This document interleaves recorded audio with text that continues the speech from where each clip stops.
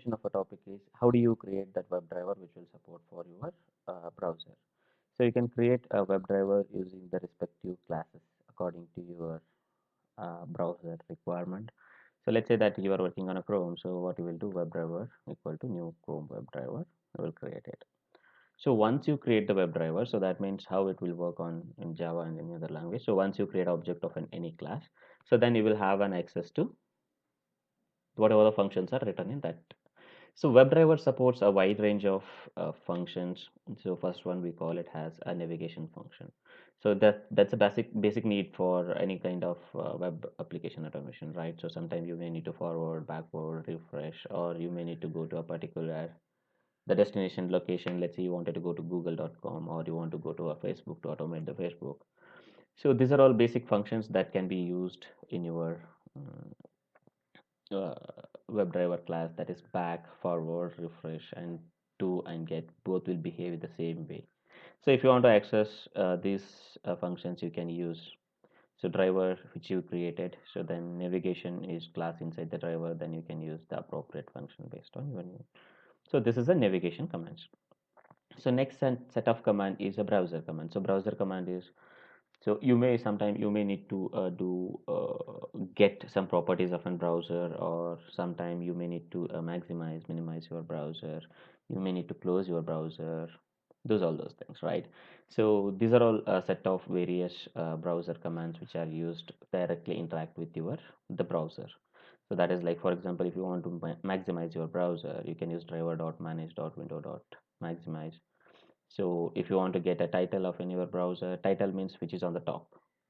When any tabs or something open, there will be some string written on your uh, browser, right? So for example, this one. So if you see here, so this free online screen recorder, what you can see is a title, all right? The current URL. So current URL means, so this is a URL. So this kind of validation whenever you wanted to do. So you may need to fetch those values from the browser, right? So that's all the functions are related called the browser commands. And if you want to close your browser, you can use either close or a quit to close your browser. Okay.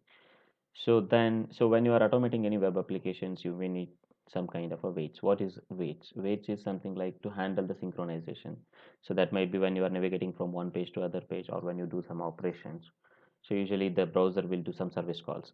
So you may need to wait till that service call completes, right? So we have something called a global wait in Selenium. So there are three types like page load timeout. So this will be a maximum time that is given for a page to load when you are navigating.